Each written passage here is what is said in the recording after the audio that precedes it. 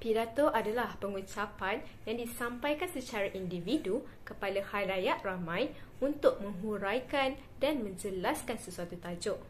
Berpidato merupakan aktiviti berkomunikasi secara sehala, iaitu pemidato akan menjelaskan perkara tentang sesuatu tajuk dalam masa yang ditentukan dengan apa yang dipidatokan. Pidato juga bertujuan menerangkan sesuatu maklumat bagi meyakinkan sekumpulan pendengar. Terdapat 4 jenis pidato mengikut tujuannya. Yang pertama, pidato informatif yang bertujuan untuk menyampaikan informasi penting atau pengetahuan baru. Informasi atau pengetahuan diberikan kepada pendengar supaya khalayak mengetahui, memahami dan menerima informasi itu.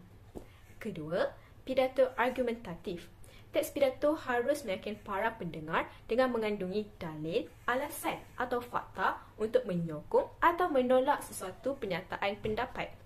Yang ketiga, pidato persuasif untuk mempengaruhi manusia yang akan memberikan pengaruh kepada pendengar agar bersetuju mengikuti isi yang dibawa oleh pemidato. Yang keempat, pidato rekreatif. Pidato yang seronok untuk didengari oleh audiens kerana teks pidato yang disampaikan bersifat menghibur. Seterusnya, ciri-ciri pemidato yang baik. Pertama, mempunyai tujuan pidato yang jelas. Kedua, isi pidato yang berasaskan fakta yang betul. Ketiga, cara penyampaian yang menarik dan jelas sesuai dengan kumpulan pendengar. Keempat, lancar dalam menyampaikan pidato seperti memulakan pidato dengan keyakinan yang tinggi, memandang audiens ketika menyampaikan, mengikut tempo yang sederhana iaitu tidak terlalu laju dan perlahan. Kelima, menggunakan nada dan intonasi yang bersesuaian mengikut konteks pidato. Keenam, sikap berbahasa dengan menggunakan perkataan yang tepat dan bahasa yang gramatis serta menggunakan keindahan bahasa seperti pantun, kiasan, peribahasa dan perumpamaan. Dan akhir sekali, gaya penyampaian yang menarik seperti iaitu tidak kaku menyampaikan, mempunyai mimik muka yang sesuai mengikut konteks pidato. Struktur teks pidato terbahagi kepada 3 bahagian, iaitu yang pertama pembukaan, kedua isi dan ketiga penutup.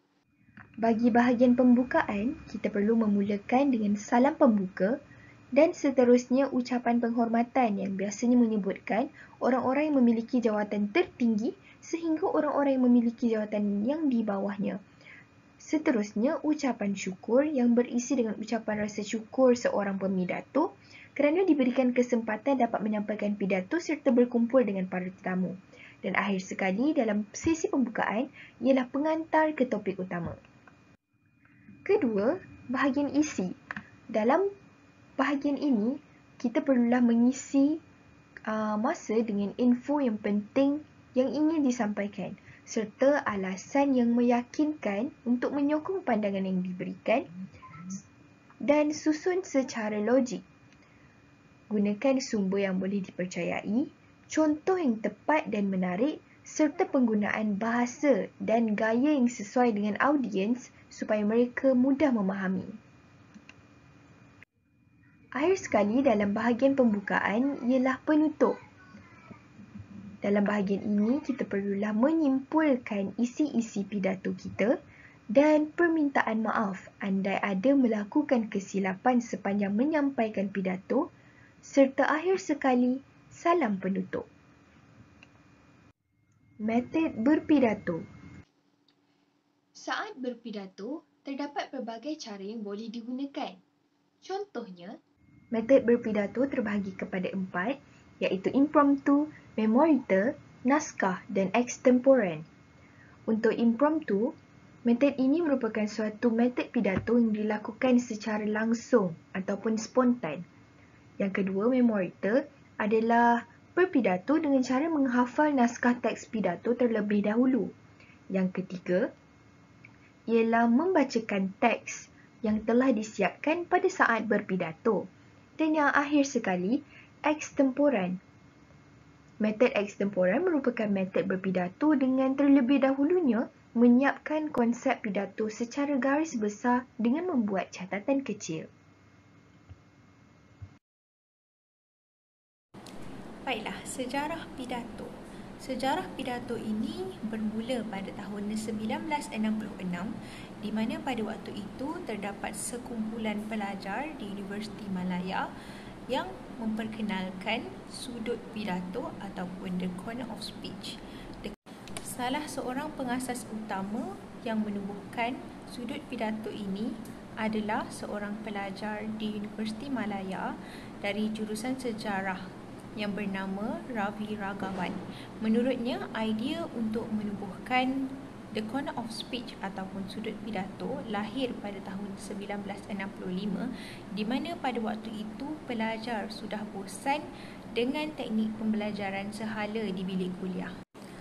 Pada awalnya, sudut pidato ini terletak di Perpustakaan Universiti Malaya. Namun begitu, selepas setahun, podium konkrit dibina sebagai pentas ucapan oleh pelajar-pelajar Universiti Malaya. Melalui inisiatif ini, lahirlah pemidato-pemidato hebat yang terkenal di Malaysia seperti Datuk Seri Anwar Ibrahim dan Hishamuddin Rais.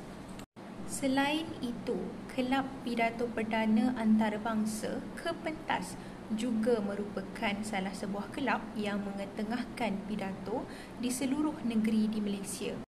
Kelab ini ditubuhkan pada 31 Mac 2004, kemudiannya bergerak sebagai Toastmasters Club pada Februari 2009. Kepentas juga kemudiannya berkembang di merata-rata negeri di seluruh Malaysia, contohnya Johor, Sabah, Sarawak dan banyak lagi negeri. Selain itu, Kepentas juga melebarkan sayapnya ke Indonesia seperti di Medan, Jakarta dan juga Palembang.